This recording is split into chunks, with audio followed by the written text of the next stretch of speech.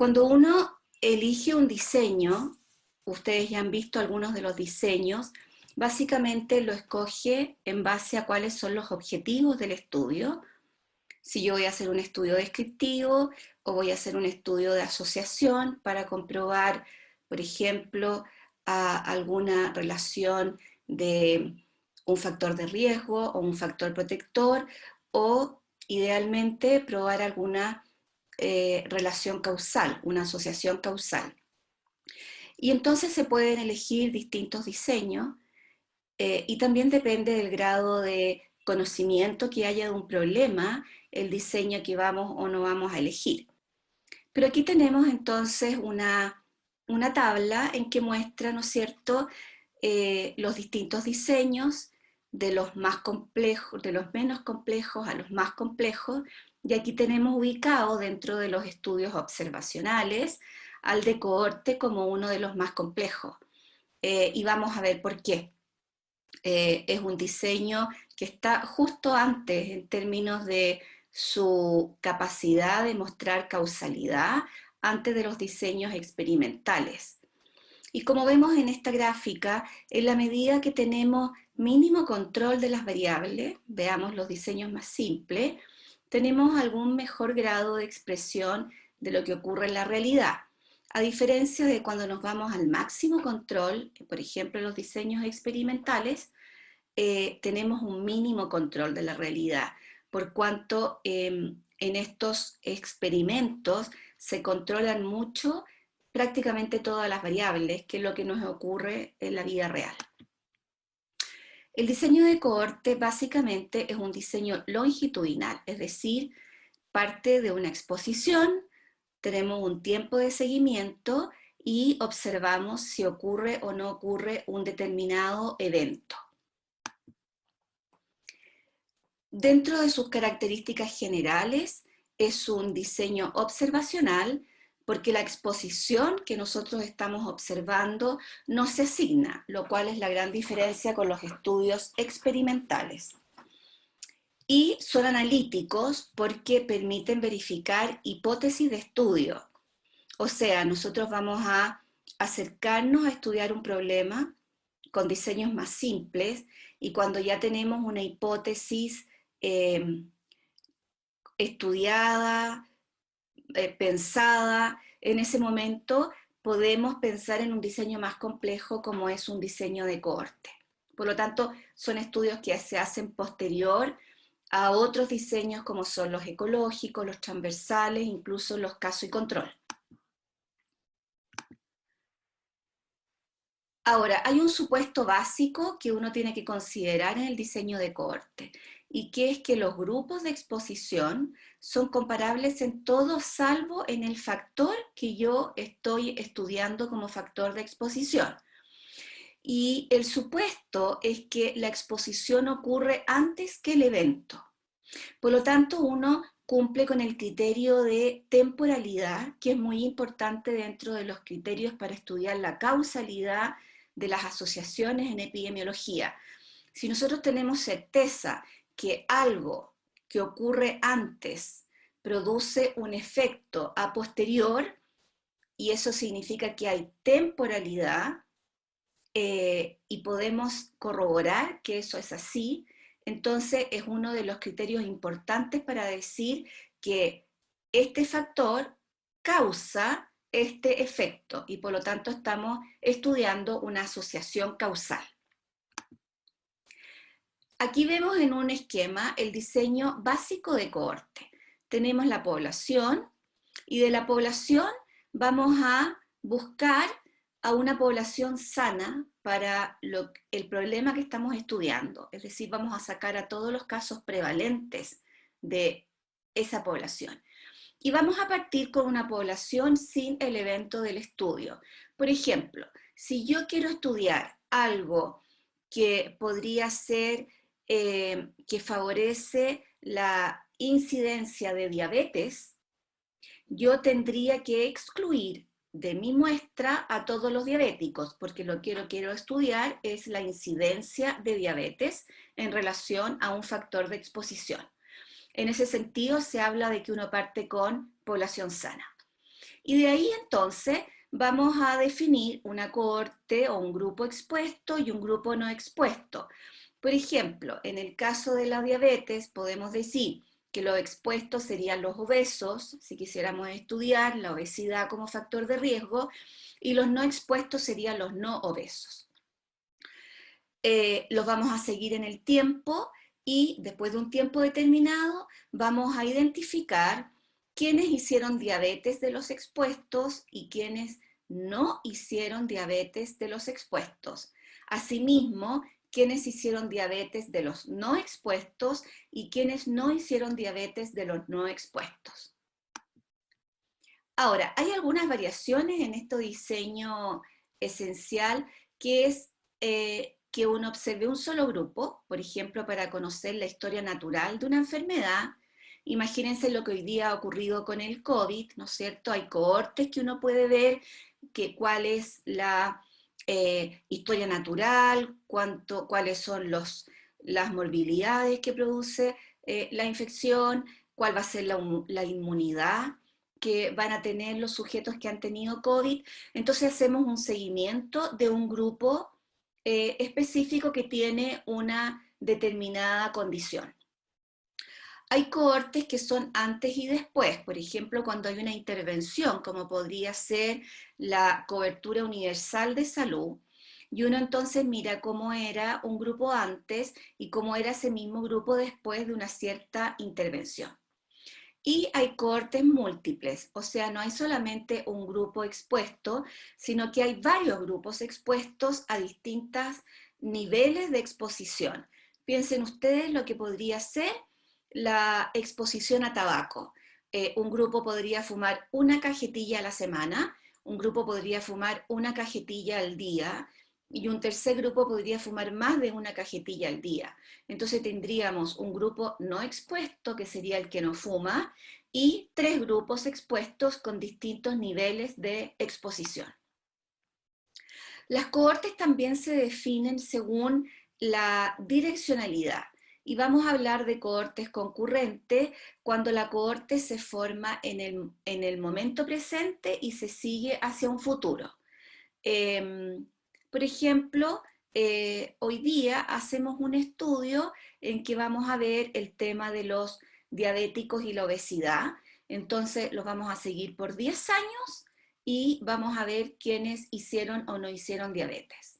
Esa es una cohorte hacia el futuro, es una cohorte prospectiva y se llama concurrente.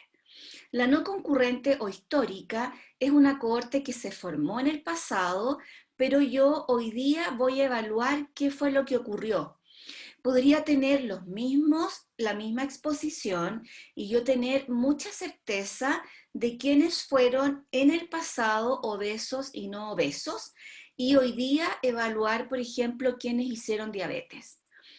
Lo interesante de esta cohorte histórica es que igual parte desde la exposición, o sea, yo parto con un grupo obeso y no obeso y hoy día les mido si tienen, por ejemplo, diabetes o no diabetes.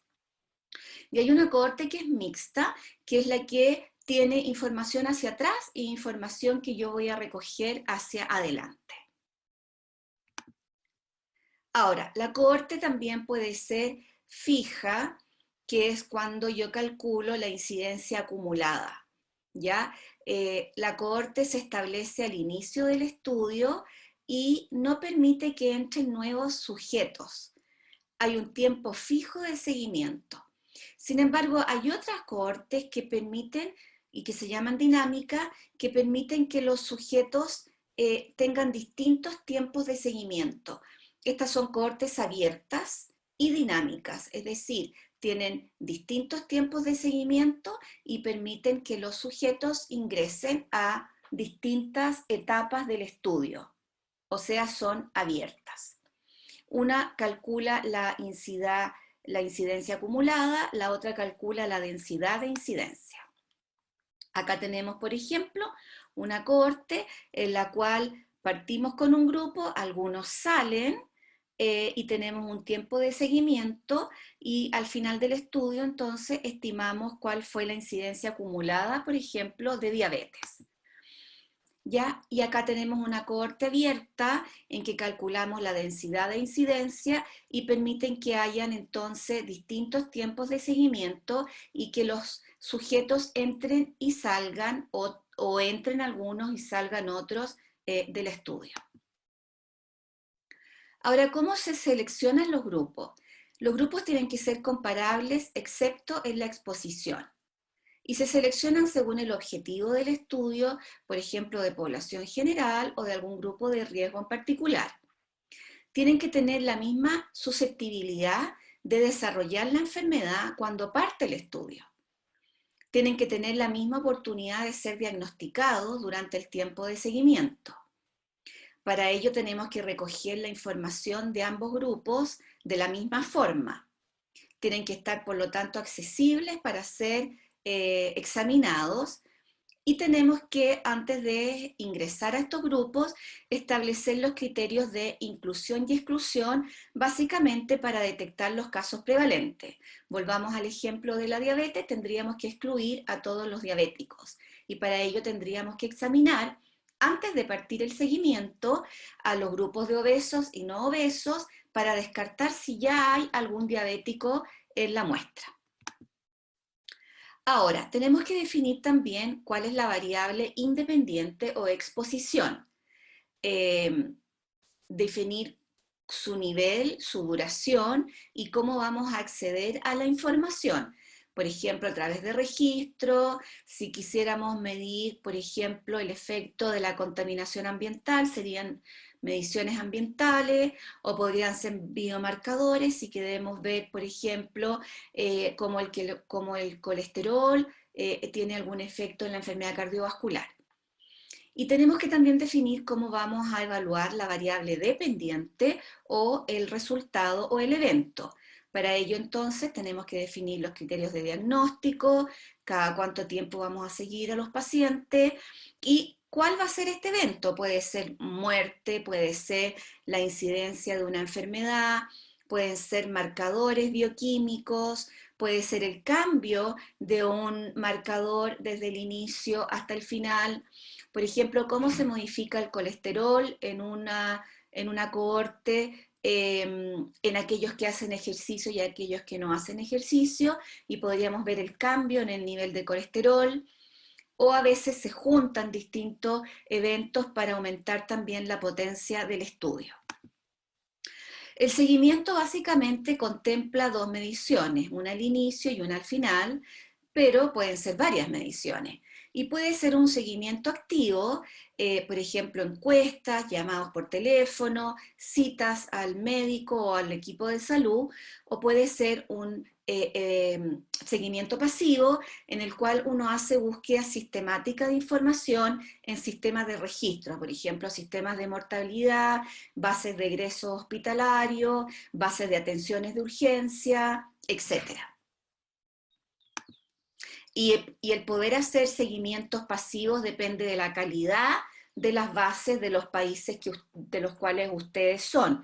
Hay países que tienen muy buen registro, por ejemplo, de mortalidad, y otros que tienen registros que tienen un porcentaje no menor de ausencia de registro, no tienen registrado el 100% de las muertes, o no tienen muy bien validada la causa de las muertes.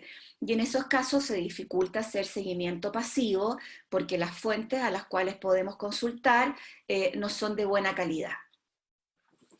El seguimiento va a terminar cuando se presenta el evento de interés, por ejemplo, la muerte o la incidencia de diabetes, en este ejemplo que hemos estado usando para la clase de hoy. También podría pararse un estudio por razones administrativas. Por ejemplo, no me cabe duda que por efecto del COVID y de las cuarentenas se han debido suspender estudios, porque no se ha podido acceder a los pacientes porque hemos estado todos, por ejemplo, en cuarentena. Y también ocurre cuando hay pérdidas. ¿Y qué pasa cuando los sujetos abandonan el estudio? Y este es un problema muy importante y muy relevante en los diseños de cohorte. Entonces hay que evaluar cómo afectan la validez del estudio, ¿ya? Si las pérdidas producen sesgos, o sea, se pierde algún grupo en particular, el grupo expuesto, el grupo no expuesto, los grupos de mayor edad, los grupos más jóvenes. Entonces, ¿cómo esto podría afectar mis resultados? Por lo tanto, tenemos que conocer quiénes son los sujetos que se pierden, caracterizarlos en la mayor cantidad de variables que podamos, de modo de entender cómo esto podría influir en nuestros resultados. En cuanto a los sesgos, hay sesgos de selección que todos los sesgos lo que hacen es disminuir la validez interna de un estudio. Es decir, que lo que estamos haciendo lo hagamos bien, de forma tal que los resultados a los cuales llegamos sean válidos. A eso se refiere cuando hablamos de validez interna de un estudio. Entonces, ¿cómo podríamos introducir sesgos en un estudio de cohorte? Bueno, es la formación de la cohorte. Por ejemplo, si solamente hacemos una cohorte con voluntarios, hay una autoselección, y entonces podría ser que los sujetos que quieren participar de un estudio sean muy distintos a los sujetos de la población general, a los cuales nosotros queremos después extrapolar nuestros resultados. En general, la gente que está disponible, por ejemplo, para participar en un estudio de estilo saludable, va a ser gente que se motiva más por hacer ejercicio, por comer sano, por manejar su estrés. Entonces van a tener conductas y van a tener, por ejemplo, un perfil de riesgo distinto al de la población general. Y los resultados de ese estudio entonces no van a representar a la población general. Lo mismo pasa cuando hacemos estudios con población trabajadora. La población trabajadora es más sana que la población general. Y estos son entonces sesgos que introducimos al seleccionar la muestra. El otro sesgo de selección muy importante en el estudio de cohorte son las pérdidas, que era lo que veíamos anteriormente. Entonces, tenemos que preguntarnos, por ejemplo, los sujetos que no quieren seguir participando de un estudio o aquellos que no pudimos ubicar durante el seguimiento, ¿van a implicar resultados diferentes en nuestra tasa de eventos? Esa es la pregunta de fondo que hay cuando uno analiza las pérdidas. Para ello tenemos que caracterizar las pérdidas y considerar entonces de qué forma podrían afectar nuestros resultados.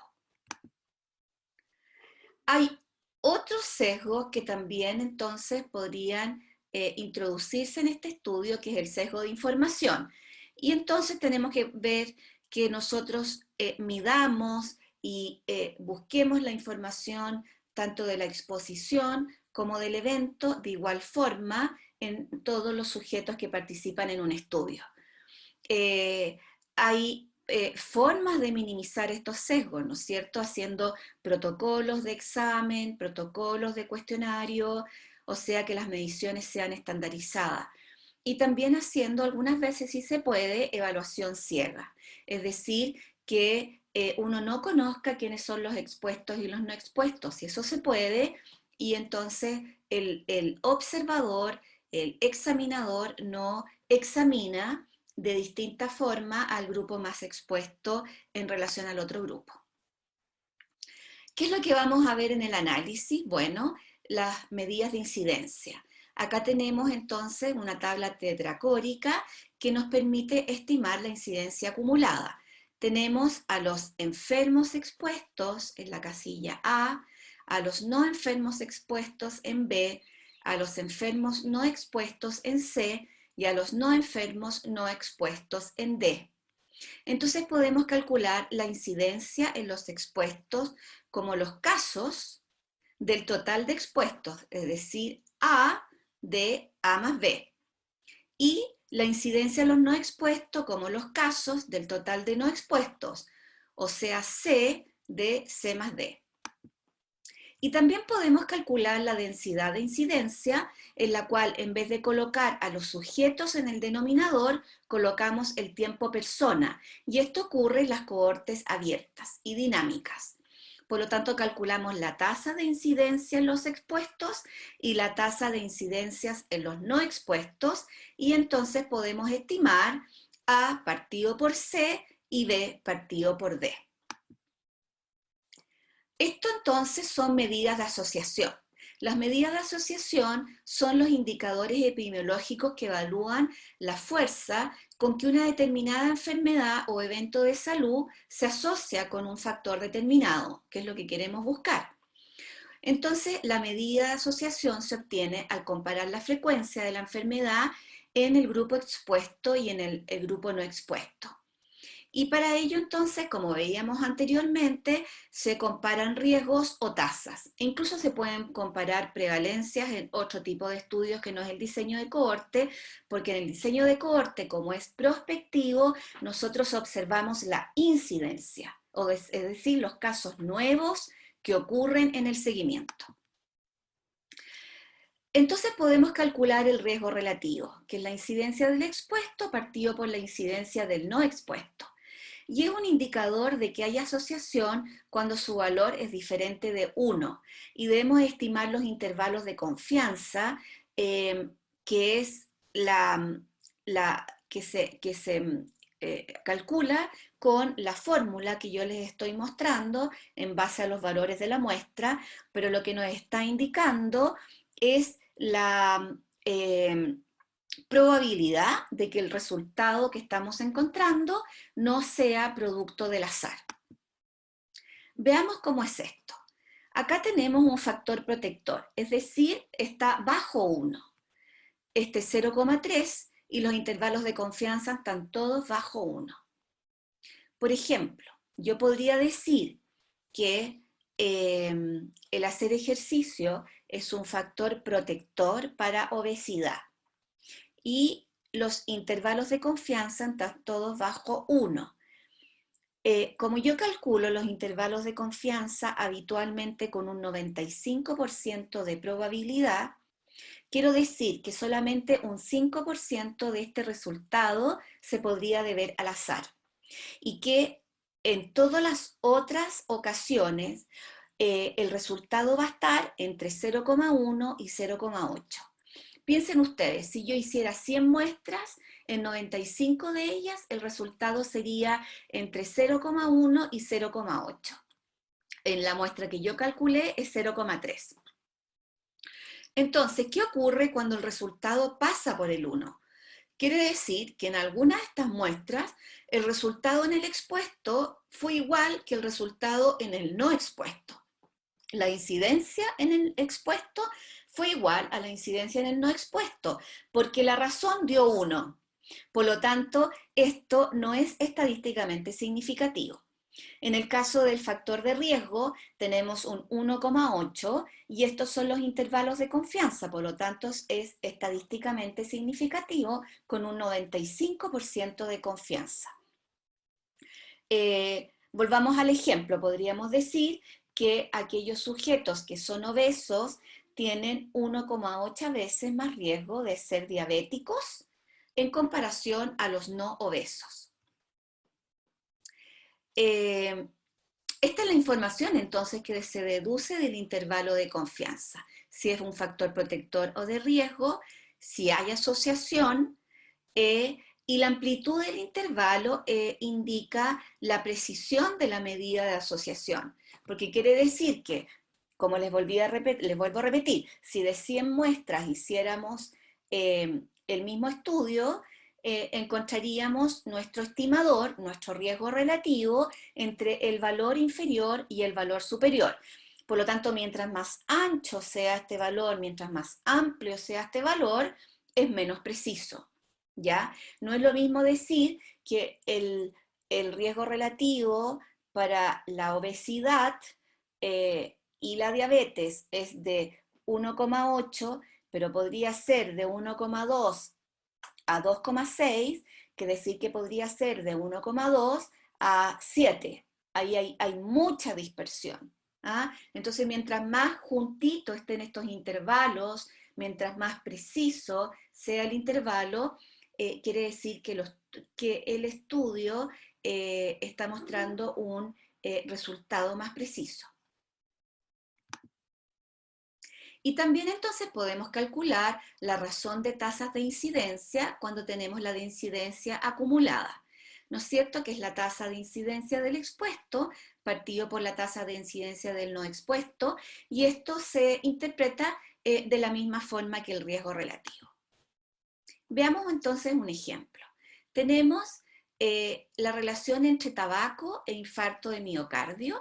Tenemos 8.000 sujetos, 84 fumadores que se infartaron, 87 no fumadores que se infartaron. Entonces, la incidencia en los expuestos fue de 84 partido por 3.000, que es 0,028. Y la incidencia en los no expuestos fue de 87 partido por 5.000, que es de 0,0174. Entonces el riesgo relativo es 1,61. ¿Cómo interpretan ustedes esto? Que aquellos sujetos que fuman tienen un riesgo de 1,61 veces mayor de hacer un infarto respecto de aquellos que no fuman. Ahora, a esta medida le faltan los intervalos de confianza, ¿ven?